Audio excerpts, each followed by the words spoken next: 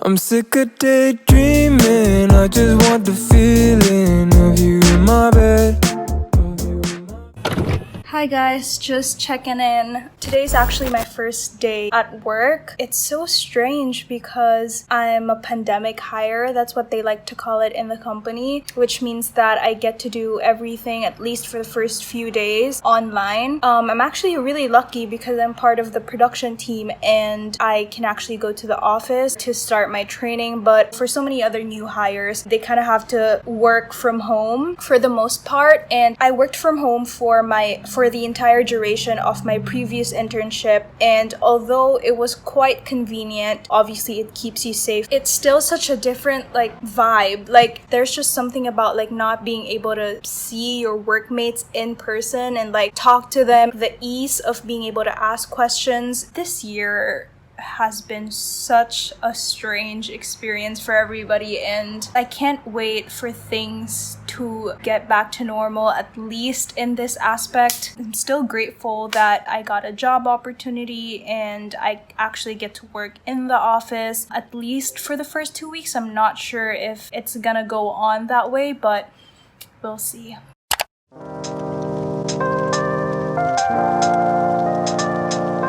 Ever since quarantine started, we've been staying at our house in another city, but because I got this job, I decided to move back home to Manila.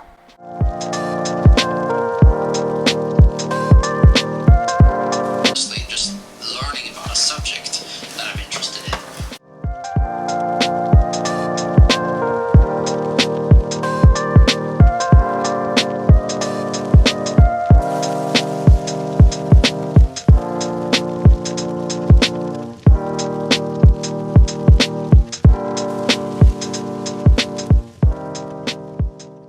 Hi guys! Oh my god, I look so rough. I've basically been sweating all day. I've been decluttering and reorganizing my room because I want to get it ready for when I officially move back in next week. And actually, while I was cleaning today, I was listening to this podcast. It's the Tim Ferriss Show, and he had the CEO of Spotify come on this episode, and he said something really interesting. He's Swedish, but I think he runs his company Spotify in America. I'm not quite sure about that, but he knows a lot about the American culture, and basically he pointed out that, in America, necessity is what creates hunger. So basically it's people who struggle in life, and I don't mean struggle with superficial problems, struggle in life, struggle financially, are the people who have the drive for success, and that story is what people glorify in society. But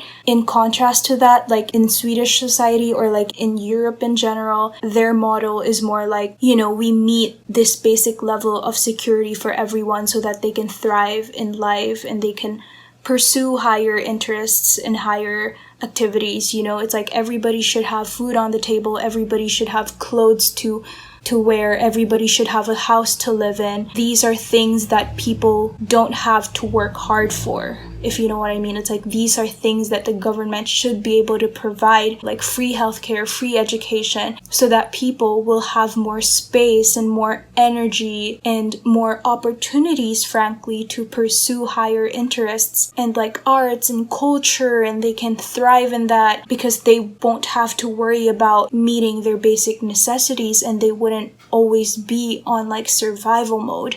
And it kind of reminds me of that Maslow needs of hierarchy. Is that what it's called? Anyway, it's a concept in psychology, and it's basically saying that you need to have your basic needs met first before you can actually explore your higher needs. And it's so true. And obviously people who come from rags to riches, we should still celebrate their stories, we should still celebrate their triumphs. But I guess what he's trying to say is just that maybe it's good to look at the other side, where people's needs are actually met, rather than us thinking that this is what's normal. So yeah, just a few thoughts from that podcast. I really love listening to podcasts, especially when I'm cleaning or just doing mindless things, because because it makes me feel more productive, and I'm actually learning so much from these people, from their stories, and from different perspectives. And it's always good to grow and to broaden your mind through these content. Good morning. I'm getting ready for work.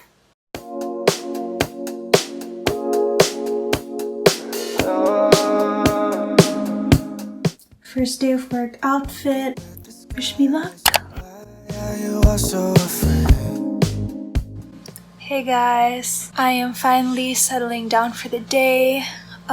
Today was my first day of work. I feel really exhausted actually, and I'm getting ready to go to bed pretty early because I have a lot of work to do again tomorrow. But it was a really great first day. I really love my workmates. I appreciate them so much for helping me get used to the workplace. And yeah, I bought these LED lights online because it just looks super relaxing at night, and I just love the vibes. It's all about the vibes. I'm in the middle of doing my makeup. It's the second day of work and I'm ready.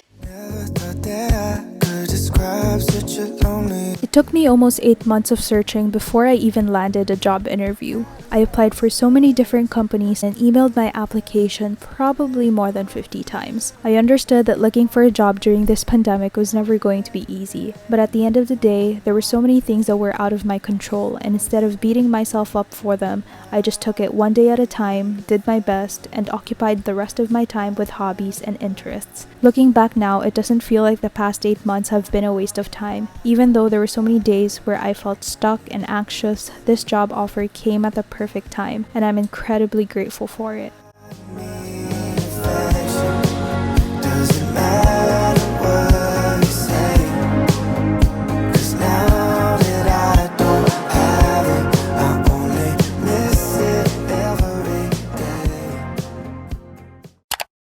Hi guys, today is a Saturday. I just wanted to quickly pop on here. I'm still going to the office today because this week is a pretty hectic week for the company, and I am a little bit exhausted from working a lot and doing overtime, but overall it was such a great first week. I am so grateful for this, for my workmates who have been so warm and just so approachable and friendly, and yeah, I'm just excited and happy to be doing what I do. So yeah, now I'm headed for the door. I'm sick of daydreaming. I just want the feeling of you in my bed. I'm down at Oh, you want some scratching? You want some scratches? I'm doing all this. I love you.